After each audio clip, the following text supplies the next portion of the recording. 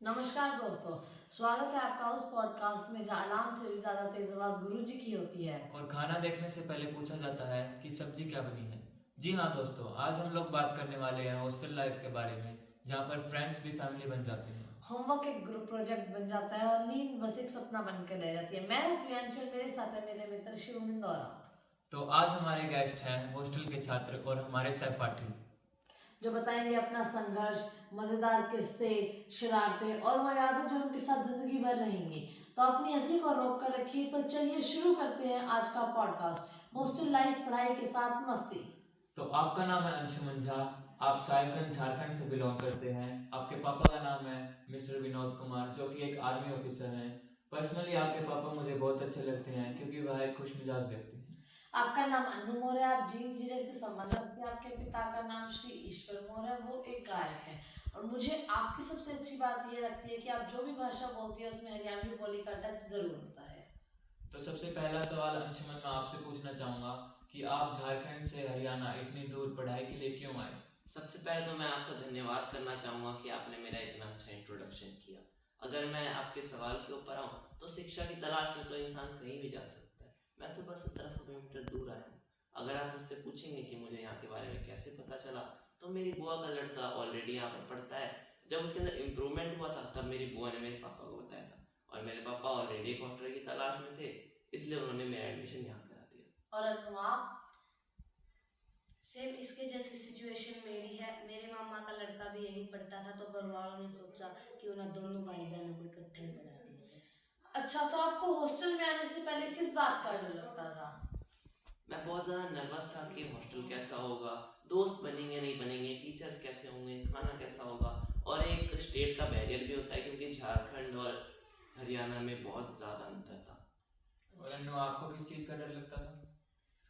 वैसे तो मैं कभी हॉस्टलों में रही नहीं थी, लेकिन जैसा मैंने लोगों से सुना था कि हॉस्टल अच्छे नहीं होते। सबसे पहला डर तो मेरा यही था कि वहाँ पर खाना कैसा मिलता होगा। दूसरा डर था कि वहाँ पर मार पिटाई होती होगी। तीसरा डर था कि वहाँ पर सीनियर तंग करते होंगे। जैसा कि अन्नू आपने बोला कि आपको हॉस्टल का खाने से डर लगता था, तो आपके हॉस्टल में खाना कैसा होता है? स्वादिष्ट, ठीक ठाक, या भगवान भरोसे? मेरे अकॉर्डिंग हॉस्टल का खाना ओवरऑल अच्छा होता है। और अंशुमन आपके अकॉर्डिंग? मेरे अकॉर्डिंग हॉस्टल का खाना बहुत ज़्यादा स्वादिष्ट है। अगर मैं अपने फेवरेट फूड की बात करूँ तो राजमा और मटर पनीर है। अच्छा, तो आप बताइए कि आपको हो क्या आपके हॉस्टल में भी आपको सीनियर्स परेशान करते हैं? नहीं, यहाँ ऐसा कुछ नहीं है। हमें अपने सीनियर परेशान नहीं करते, बल्कि हमारे सीनियर हमें जूनियर्स की तरह ट्रीट करते हैं, और हम आपस में कभी कभी शरारतें भी कर लेते हैं। तो आपने जैसा बोला कि आपके हॉस्टल में शरारतें भी होती हैं, तो आपके हॉस्टल का सबसे ज़्यादा शरारती बच्चा कौन है? हॉस्टल में ऐसा कोई बच्चा नहीं है जो शरारती ना हो। जैसे कि हितेश भैया। तो फिर आप बेस भैया को कैसे भूल सकते हैं? हाँ, आदित्य है। दोस्तों, मैं आपको बताना चाहूँगा कि हमारे आदित्य भैया कुछ भी चीज़ जो बोलते हैं वो बेस के साथ बोलते हैं। क्या मैं उनका एक डायलॉग बता सकता हूँ? Yes, of हाँ हाँ, course, why बताइए not? बताइए। उसका एक डायलॉग है, बहुत ही ज़्यादा फेमस है वो। उसे हम लोग कहते हैं, गुजरा का छुरा आ। तो आपके हॉस्टल का कोई सबसे मजेदार किस्सा, क्योंकि जैसा कि आपने बताया कि आपके हॉस्टल के अंदर सब इस तरीके से बच्चे शरारत करते हैं, तो आपका कोई ऐसा मजेदार किस्सा भी है? हॉस्टल और मज़ेदार किस्से नहीं, ऐसा तो हो ही नहीं सकता दीदी। अगर मैं आपको बताऊं तो जब हमारा सेशन स्टार्ट हुआ था तब एक नया बच्चा आया था जिसे काउंटिंग नहीं आती थी। गुरुजी ने उसे बहुत बार काउंटिंग सिखाई, लेकिन वो काउंटिंग को याद ही नहीं करता था। एक दिन गुरुजी ने उससे काउंटिंग सुन ली और उसे काउंटिंग याद नहीं थी। फिर गुरुजी ने उससे कहा कि जाओ और जाके 10 राउंड लगा के आओ। फिर लेकिन 10-15 मिनट हो गए, लेकिन वो राउंड लगाता रहा। फिर गुरुजी ने उससे पूछा कि अभी तक 10 राउंड नहीं हुए। फिर उसने कहा गुरुजी से, गुरुजी मुझे काउंटिंग ही नहीं आती। ये तो उसके साथ प्रैंक हो गया था। तो अब बताइए कि आप हॉस्टल में सबसे ज़्यादा बहानेबाजी कौन मत करता है?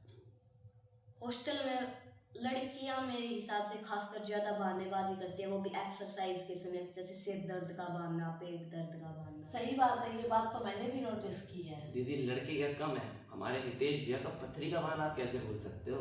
हाँ। सही बात। अच्छा, तो अगर आपको कोई हॉस्टल का कोई नियम बदलने का मौका मिले तो आप कौन सा नियम बदलेंगे? हॉस्टल के नियम बदलने का अगर मुझे मौका मिलता है तो मैं दलिया हटवाना चाहूंगी। दीदी, ऐसे कैसे हो सकता है? यहाँ पे 70 से 80% बच्चों को दलिया अच्छा लगता है। हमारे तो एक सर भी हैं जो कहते हैं आ जाते हैं दलिया खाने, और आप कह रहे हो कि दलिया हटवाने। तो लास्ट में आप हमारे दर्शकों को क्या मैसेज देना चाहोगे? हम इस पॉडकास्ट के माध्यम से हमारे दर्शकों को मैसेज देना चाहेंगे कि अपने बच्चों को हॉस्टलों में भेजें ताकि वो सोशल मीडिया से दूर रहें, घर के मोबाइल से दूर रहे और अपना डेली रूटीन डिसिप्लिन मेंटेन करें। तो आज इस ट्रेन का स्टेशन आ चुका है, तो अपनी तो यादों को समेटते रहिए, क्योंकि एक दिन बैग तो पैक करना ही है। हॉस्टल के कमरे भले ही छोटे हों, पर हमारी यादें बहुत बड़ी बड़ी होती हैं। और हमारे चैनल को सब्सक्राइब करना मत भूलिए, क्योंकि आप स्टेशन मिस कर देंगे अगर हमारे चैनल को सब्सक्राइब नहीं करेंगे। वीडियो को लाइक करिए। Thank you.